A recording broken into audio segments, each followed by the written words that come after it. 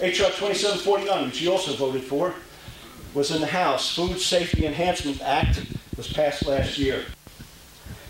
Its companion bill in the Senate, which is now on the Senate calendar, S510, Food Modernization and Safety Act, same bill, slightly different name, clearly unconstitutional, takes away more states' rights than ever before and infringes on our personal rights.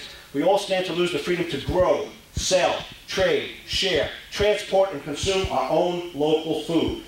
You think I'm kidding? Look it up on the internet, do some research. I'm not kidding. S510 will end U.S. sovereignty over our own food supply by insisting on compliance with the World Trade Organization.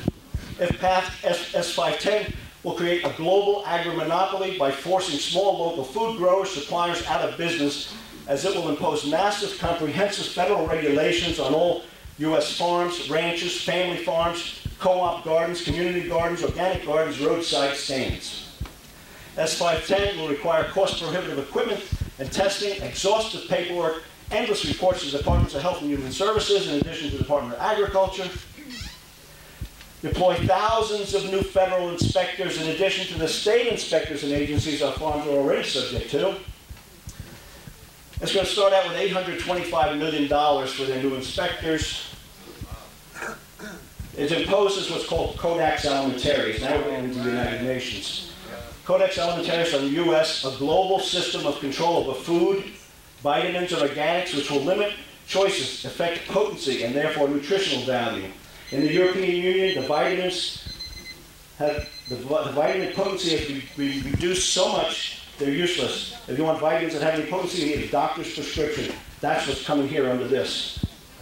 They'll remove the right to clean, store, and own seed, putting control of all seeds in the hands of Monsanto, an agri-monopoly. Become a blank check to control all U.S. food and U.S. farms under Homeland Security and the Department of Defense in the event of a yet undefined emergency. I have 0 minutes left.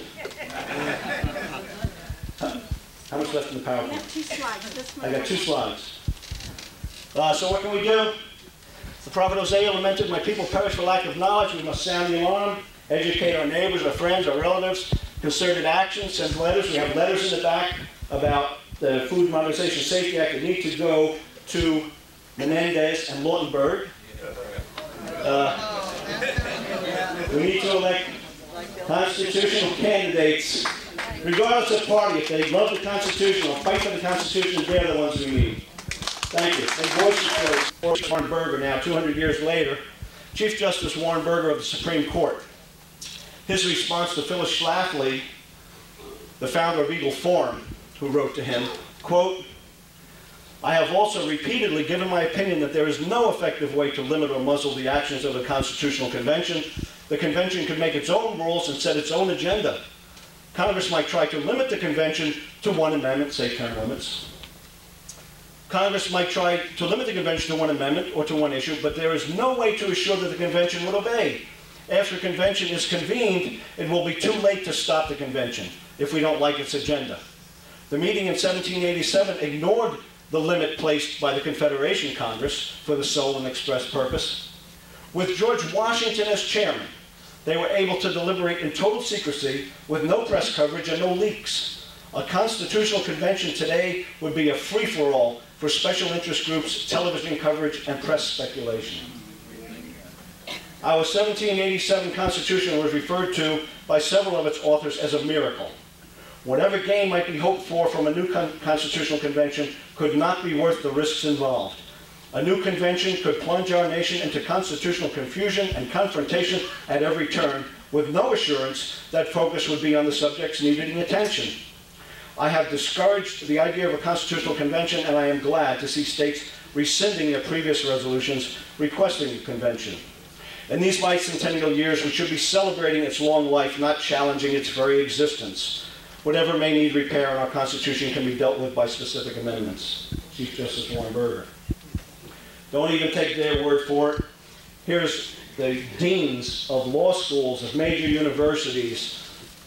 Supreme Court Justice Arthur Goldberg, Harvard, Notre Dame, Stanford, University of Texas, Southern Methodist, Maryland, Utah, President of Brigham Young University, and the American Legion condemning Constitutional Convention.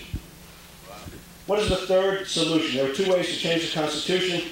Neither of them will work. They're not going to vote themselves out. And if we push the term limits, we're going to end up scrapping the Constitution. We're going to be handing them our surrender slip. So what's the third alternative? And it means work. Educate our fellow Americans about the founding principles embodied in the Declaration of Independence and the Constitution. And that's exactly what we're doing here. Secondly, organize them to campaign for the election of constitutionalists in Congress. I might add, those constitutionalists, when elected in sufficient number, can begin repealing unconstitutional legislation and vote for our withdrawal from NAFTA, CAFTA, GATT, World Trade Organization, and others. Thank you. Ron Paul introduced legislation to get us out of NAFTA.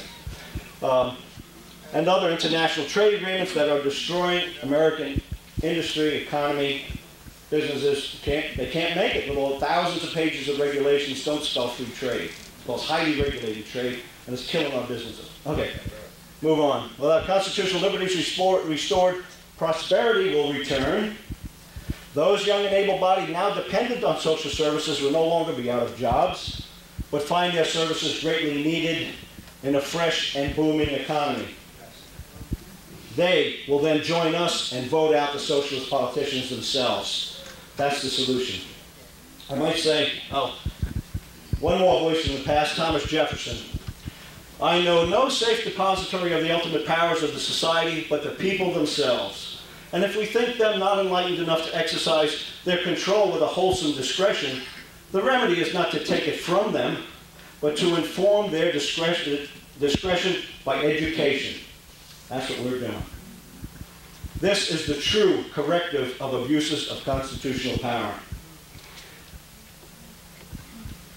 The Tea Party can champion the cause of getting New Jersey's standing con call rescinded through educational programs for the public. That's exactly what we're doing. I might add, the major media portrays the Constitution Party, the Tea Party, Campaign for Liberty, the 912ers, Liberty and Prosperity in Landing County. Oh, we're right-wing radicals, extreme right. I've been to the Democrat functions. I've been to the Republican Country Club functions. You never hear the Constitution mentioned at the Democrat functions. You occasionally hear it mentioned, but never discussed in any depth at the Republican functions. But yet, these groups I just mentioned, Tea Party, talk about the Constitution continuously and how to get government to obey it. Well, if we talk about the Constitution, think about it. That's the document that both the left and the right in Congress swear to. Does that put us on the extreme right? No, that puts us exactly in the center. Exactly in the center is where we are politically. That's what the country needs to get back to.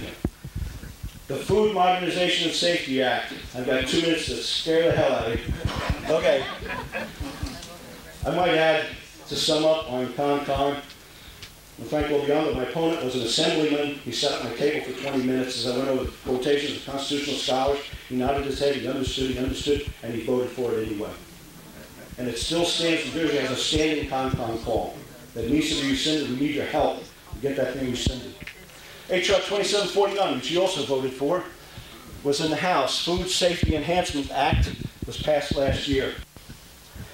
Its companion bill in the Senate, which is now on the Senate calendar, S510, Food Modernization and Safety Act, same bill, slightly different name, clearly unconstitutional, takes away more states' rights than ever before and infringes on our personal rights.